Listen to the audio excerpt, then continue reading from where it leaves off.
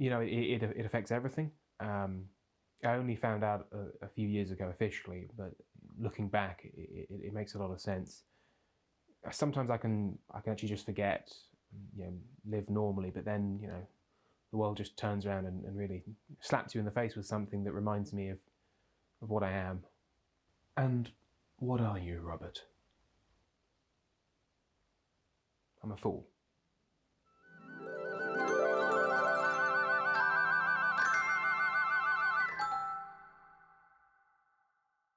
Robert suffers from foolishness, also known as dunderheadism, nincompoopery, or poltroon syndrome. As many as 1 in 2 of us will contract foolishness in our lifetime. To those without the condition, the symptoms can seem benign, but to those living with them, they can be devastating. I've been having foolish outbursts for as long as I can remember. I remember at school, I was always the one who would forget their PE kit, and I'd have to play in dusty shorts from the lost property box. I would often misread my timetable and just sit in an empty classroom for hours on end, waiting for a lesson that simply wasn't scheduled. I did call the teacher Mum. Mr. Armstrong was very understanding, but the social rejection was crushing. Well, children can be so cruel, but the outbursts didn't stop there, did they, Robert? No, they didn't. Tripping over an uneven paving stone, and then looking back at it as if that will somehow help. Lifts. I got into a lift with a lady the other day, and she asked me for floor 2, and I pressed floor 1, and then we both just sort of stared at each other. Doors. God, I hate doors. Yes, and how do those experiences make you feel? Just awful, The embarrassment, the shame. But people act nice, but I can see their judging eyes. Always judging. Always watching. I spoke to a local doctor to get a medical perspective. Look, I don't want to seem unsympathetic, but these sound like just regular mistakes. I mean, everybody's lost their keys or pushed on a pool door. It's really no big deal. So, you've experienced foolishness. It's very brave to admit as a doctor. No, it's not brave. It's not brave because I'm not admitting anything I should be ashamed of. These are just regular, everyday mistakes. Do your friends and family know? Know what? That you used to be a fool. You know what? You're a twat, and I'm leaving. Mind the door. Fuck it! Fools often struggle to manage social lives due to the stigma around their tomfoolery. How do you handle these feelings of isolation? Well, I've actually just joined a group where we all sit around and talk about our foolings. It's really helped me connect with other fools and make me feel better about myself. Welcome, everybody. Thank you for coming. Would anybody like to share anything foolish they did this week? The other day I tried to cook a chicken Kiev, and I put it in, and I just realised 2 hours later I just haven't turned the oven on. And it was so cold, So cold. It happens to the best of us.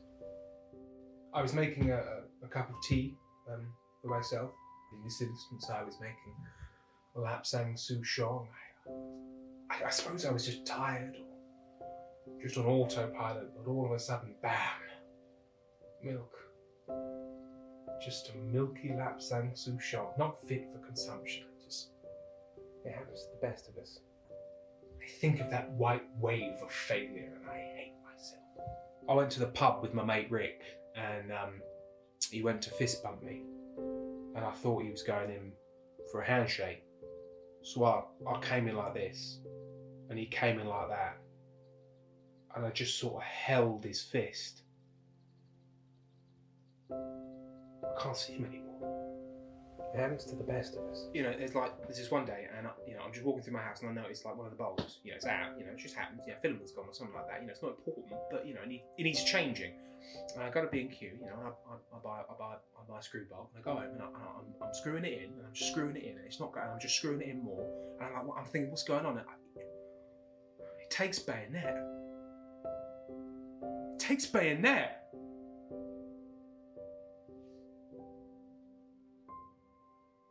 It happens to the best of us.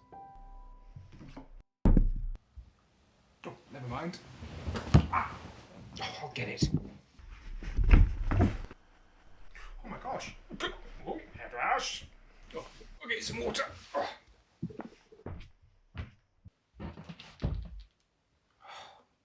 Doors.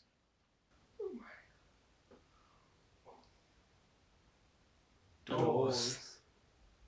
I see. And when you congregate with these people, would you say the sessions are successfully... We'll take it again. Would you say these sessions are successful? Sorry, hang on. Could I just see that last take again?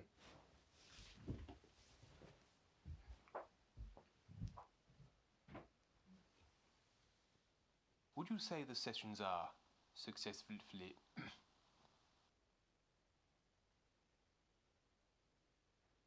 Hi, Steve. Jessica. I'm so sorry. Wrong number. Sorry. Steve. Jessica, I will delete this number. I'm so sorry. Steve, hi. It's Robert. Could I get your opinion on something? Right. Okay. No. Thanks for that. I just wanted a second opinion. Yeah. Thank you. All right. Bye. Love you.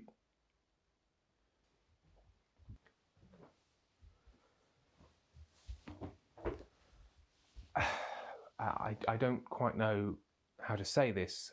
I mean, I remember how I felt when I was first told, but what you just did there was quite foolish. What exactly are you trying to tell me?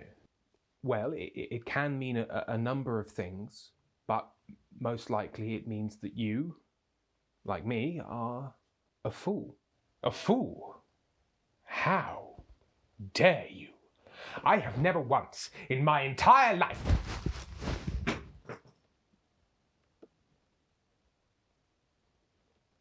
Everybody out.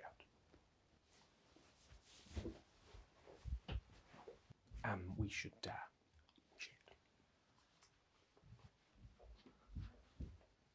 Thanks for inviting me on. Get out!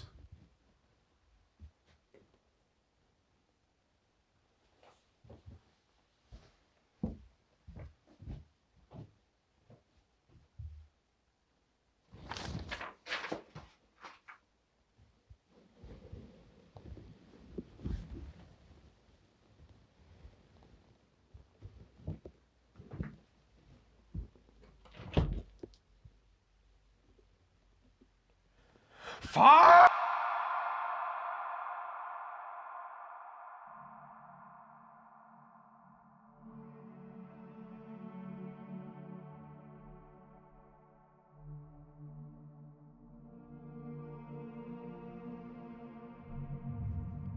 One of the basic rules of the universe is that nothing is perfect. Perfection simply doesn't exist.